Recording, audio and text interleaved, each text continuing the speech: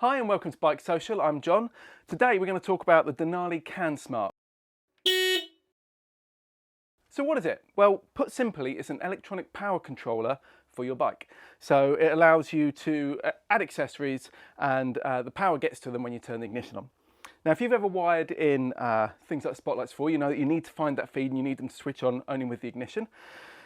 On older bikes that used to be relatively simple. Now like these Denali D2s, I've had these for a good 4 years or so. They've been on a Versys 650 and a KTM 1050 Adventure before I fit them to this, the S1000XR. Now, before you just wire all the loom in, the control unit, and then pick up from the main beam light, where when you flash on main beam, it would notice the extra power there and put these on to full intensity, which is clever. On the KTM 1050 Adventure, I did the same thing, but it turned out when it went on to full beam, they started flickering, and that was because it was a CAN bus equipped bike. And as you probably know, CAN bus carries data signals around various parts of the loom to allow the ECUs to talk to each other. It makes for fewer wires and cleverer electronics, but it makes wiring a proper nightmare. So when you went on to full beam, they started flickering. It turned out it's because the crank position sensor data is sent along the main beam light on the KTM Adventures. So I've now got them on this BMW. Now, BMW is obviously our CAN bus equipped. Using the CANsmart, I've got full control of the lights and I haven't had to touch the loom at all. Now, the brilliant thing about this is you simply connect it to your bike's battery using the normal screw terminals. It's got a normal 30 amp fuse on it there. And then from there, on this bike, you plug it into the alarm.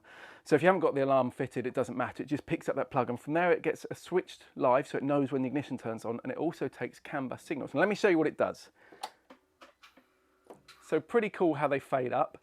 And as you can see, if I go there, if I flick onto main beam, they go full brightness, but they've got some other clever little tricks. Now, if I flash the headlights 3 times, you get that strobe. That's pretty cool. Actually, I might turn that off because you find that if you do flash 3 times, you end up strobing a car later. But setting up is so simple.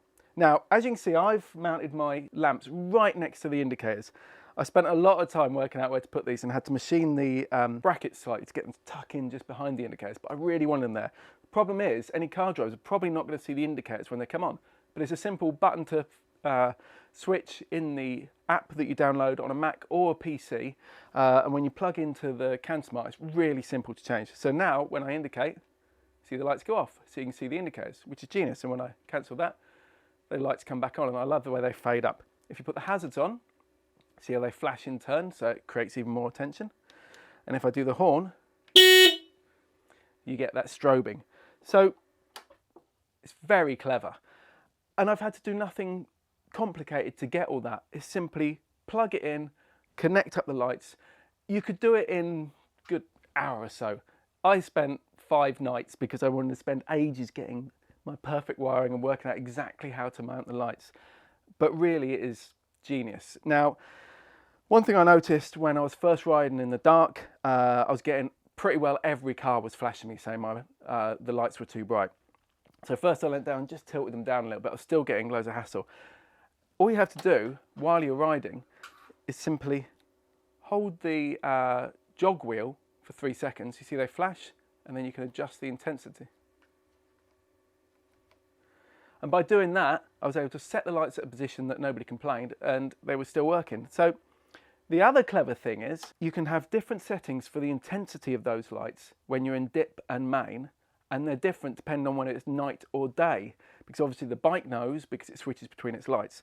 So that means I adjusted the intensity of the lights for nighttime, but it didn't adjust them for daytime. So I've still got them at 50% for riding in the day, which attracts attention really well. And at night, they're at 30%. When I go onto main beam, in day and night, I've got it set that they go to 100%. And let's have a look now at what they're like out in the dark. And you can see that the S1000XR does have a really good headlight. I'm really impressed, but when I turn on the Denali lights here in dip, really gives an extra flood around the near the wheel. Now I could point those up a bit, but like I say, they do kind of annoy drivers. You also get diffusers, so you can get a different spread of light. You can get a wider spread of light, but that reduces their intensity slightly. Now if I go into main beam, it's huge, the light. With them off, it's still a very good headlight, but with them on, it's just so bright. So brilliant safety feature. Having the spotlights allows you to be seen easier during the day, and it gives you a better view of the road at night. Doesn't matter what bike you put them on. Denali stuff isn't cheap. They're expensive lights, but I've had these 4 years and they're still as good as new. So they're proving to be a very good investment. The CANsmart, again, it isn't cheap, but it's as if these lights are a factory fit. Now, of course, they also allow you to plug in the Denali sound bomb. There are 2 channels for lights. One is maximum of 10 amp, one is maximum of 4 amp. These only draw 1.6 amp at full beam, so I've got these on the lower channel, and I could use the other channel if I wanted to later. You also have a 4 amp channel which you can use for the auxiliary brake light. Now that is clever. That will detect when you decelerate and can flash if you want it to. As you decelerate, it can flash as you brake. You've got so many settings that you can control in this. I haven't actually used the sound bomb on here. I've rewired that channel to operate my heated clothing. I've got it set at its maximum of 10 amps. You can actually go up to 25 amps for 20 seconds. But my heated kit is 7 amp and 3.3 amps, so I should be okay. But if you do blow a fuse on here on one of the channels, it's a solid state system, so you simply turn the ignition off and on again, and then find out why it cut out. And if there's a problem, it will just keep cutting out. If you blow the 30 amp fuse, obviously you've done something pretty wrong. But the system is very clever. It allows you to see what's going on. It's got a diagnostic section on there that allows you to see the temperature of the CANsmart and the current being drawn on average and at peak. So honestly, I am really impressed. I'm very critical of things. I want them to be right. I want them to work well. And this does. It's so clever how it just plugs in and just works. And I'm really happy with how these lights are. There is an alternative. The Denali CANsmart is made by Hex Innovate, who also make the GS911 diagnostic system for BMW. They also make the ezCAN, which is basically the same system. The difference is that the Denali, while more expensive, comes with the full bike length looms for 2 sets of lights, so 2 pairs of lights, and the full length loom for the horn, and the fly lead to adapt for the brake light. Now obviously that's specifically made for all the Denali kit. If you're not fitting any Denali kit, then the ezCAN would make more sense, but it does only come with the connectors with pigtails on it, short fly leads.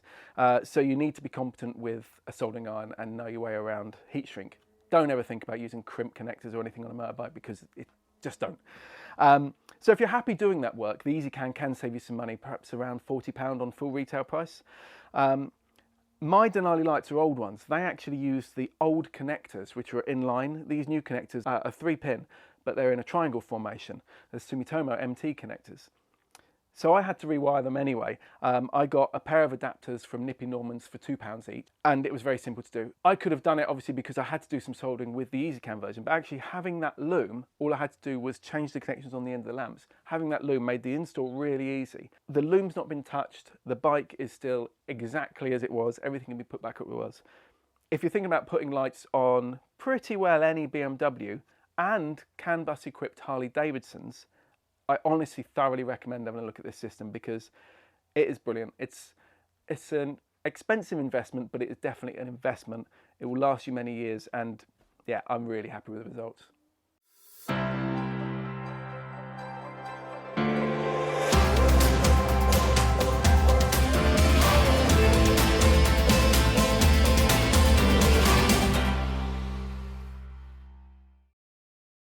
Now, all of these are clever things, being able to have these turned on and off, but what's really clever is how this system uses the CAN bus data signal to communicate with the lights. Let me show you. Should have done this beforehand. Oh.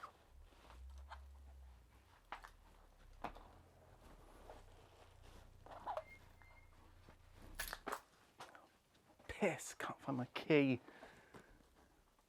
Now look at the key.